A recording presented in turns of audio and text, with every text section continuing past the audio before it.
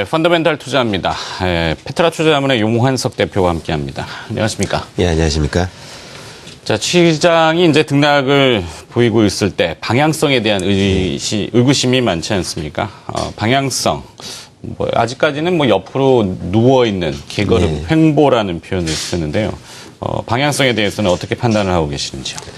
예, 사실 최근에 이제 우리나라 증시가 한 8월 이제 말까지는 별로 이렇게 별다른 움직임이 없다가 9월 이후 이제 외인 매수세와 더불어 이제 단기간에 급등을 하다 보니 이번에는 또 무슨 변화가 있는지 또 이제 특별히 우리나라에 대한 시각이 바뀌었나라든지 그런 이제 시각 때문에 또 이제 최근 앞으로 지금 주식이 더 오를지 또 이제 아니면 이게 이제 꼭지점에 가까웠는지 많은 분들이 이제 관심을 가지고 계신 것 같습니다.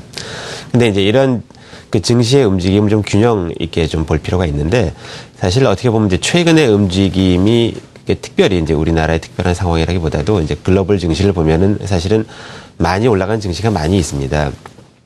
또 사실 9월 달부터 많이 올라간 것 같은 느낌이 받기도 하지만 사실 이제 9월 1일부터 이제 최근에 조정을 받다 보니 이제 어제 종가 이렇게 계산을 해보면 실제로 이제 코스피 상승률이 5%도 되지 않는데, 그러니까 느낌보다는 상당히 이제 적다는 거 하고요. 또 그리고 실제로 이제 세계적으로 증시가 많이 같은 기간 동안 상승한 나라들을 보면 이제 보시면은 이제 아시겠지만 그리스, 스페인, 인도, 터키 같이 사실은 어떤 면에서 좀 좋지 않은 나라들. 그래서 이제 이게 이런 자금들이 꼭 우리나라에만 자금이 이제 들어온 게 아니라 이제 QE에 대한 축소가 이제 취소 혹은 연기되면서 이제 많이 이런 또 유동성 장세가 연출된 것 같고, 또 어떤 면에서는 우리나라 증시는 이제 최근보다도 이제 상반기 1월부터 5월까지 이제 어떻게 보면 이제 우리나라만의 악재가 있었었죠. 그때는. 네. 처음에 이제 엔화 약세, 이제 북한 문제. 이제 이런 문제들이 이제 지금 와서 보면은 별로 이제 악재가 아닌 것 같이 판명이 되었다고 보는데, 이제 그런 부분들이 미처 다시 이제 조정받아서 증시가 상승하지 못하고, 이제 6월 이후 또 이제 QE 축소라든지 이런 이제 글로벌 악재 때문에 꼭 눌려있던 이제 그런 상황이라 앞으로 이제 그런 부분들이 다시 이제 조정을 받으면 이제 상승 여력이 좀 있다고 이제 생각을 합니다. 네. 자, 이 글로벌 증시는 어찌 보면 랠리라는 표현이 맞는 것 같은데 국내 증시는 동조하지는 또 않는 것 같습니다.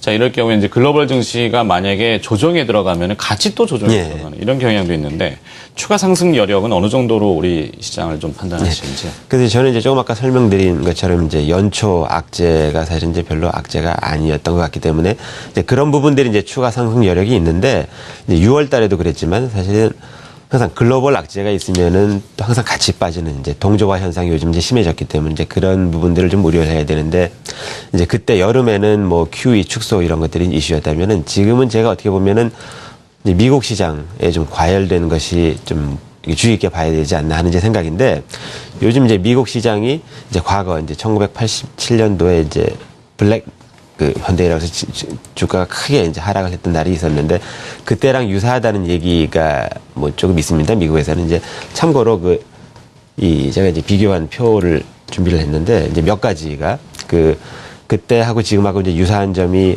한 5년 동안 쉬지 않고 증시가 이제 올랐다는 점, 예를 들어서 그리고 이제 제가 이제 포물선형 상승이라고 이제 표시를 했는데 사실은 이제 포물선 모양으로 최근에 갑자기 이제 더 급등을 하는 이런 모양으로 상승을 하면 이게 지수건 종목이건 조금 이제 많이 이제 위험하다고 이제 보는 경향이 있고요.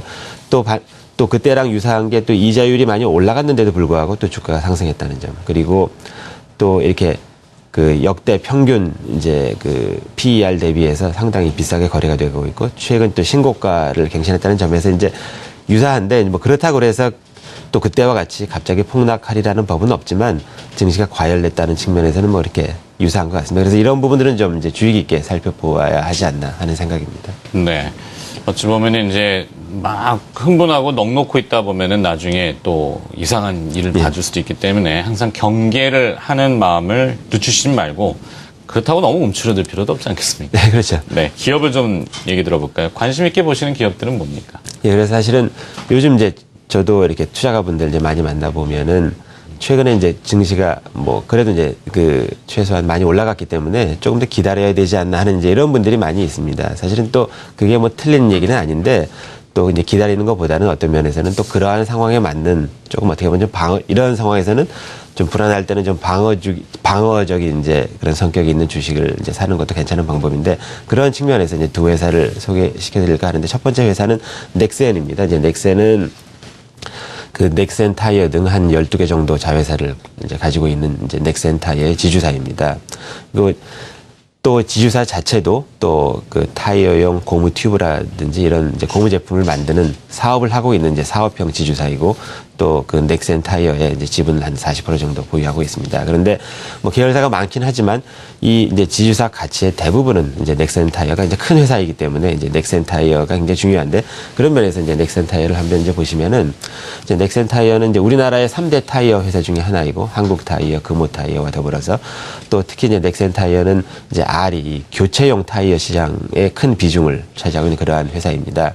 그런데 이제 최근에 그 이제 이 매출, 이익 등 이제 그 실적이 큰 폭으로 상승을 했었고 또 현재 이제 오른쪽 표에서 보시는 이제 5위라고 되어 있는 부분이 이제 교체용이 아니라 직접 자동차 메이커에 이제 들어가는 부분인데 이 부분도 계속 이제 과거보다는 많이 늘어나는 추세입니다. 이제 이게 중요한 게 신차에 많이 들어가야 또 이제 그 교체용 시장에서 이제 브랜드 이미지가 올라가기 때문에 굉장히 이제 중요한 것 같고 그런 면에서 뭐 우리나라 다른 타이어 회사들도 마찬가지지만 이제 세계적으로 우리나라 타이어 회사들이 경쟁력이 많이 올라가는 이제 그러한 측면에서 굉장히 그 앞으로 가능성이 많이 있는 것 같습니다. 이제 그런데 이제 지주사를 보면은 이제 지주사는 이제 여러 가지 이제 자회사가 있는데 이제 넥센 타이어의 가치를 또 계산해보고 또 이 지주사는 또 실제 사업을 하고 있기 때문에 이 사업의 영업 가치 또 다른 자회사 가치 이렇게 해보면은 굉장히 많이 저평가가 되어 있는데 이제 제가 아까 처음에도 말씀드렸지만 이게 지수가 좀 불안하지 않고 뭐 좀 상승세가 예상될 때는 좀 공격적으로 넥센 타이어를 이제 매수해보는 것도 괜찮지만 지금같이 좀 불안한 상황에서는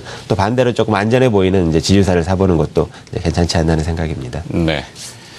자, 한 기업 더 들어봤으면 좋겠는데 어떤 기업 보십니까? 예, 이제 오늘은 뭐 아까 마찬가지로 좀 유사한 성격의 좀 이제 방어적으로 안전 좀 이렇게 저평가돼 보이는 이제 그런 종목을 또 하나 골랐는데 이 두 번째 회사는 동양 EMP라는 회사입니다. 이 회사는 이제 스마트폰에 들어가는 예를 들어서 뭐 아답터 충전기라든지 또 그 파워 서플라이 같은 회사를 그런 제품을 만드는데 또 어떤 면에서 보면은 이런 제품들이 이제 많은 기술이 필요하지 않아 보이기도 하지만 또 반대로 이제 향후 스마트폰 시장은 또 저가 위주로 많이 경쟁이 이제 그 치열해질 것으로 이제 보는데 그런 면에서 이제 뭐 제품 수요가 많이 늘어날 것 같고 또 그런 뭐 또 여러 가지 상황을 감안하더라도 이제 현재 보유하고 있는 현금도 많고 또 이 현금을 제외하더라도 뭐 굉장히 낮은 가격에 거래가 되고 있기 때문에 뭐 한번 뭐 관심을 가져보지 필요가 있지 않나 하는 생각입니다. 네. 자, 전략과 기업 이야기 함께 들어봤습니다. 펀더멘탈 투자였고요.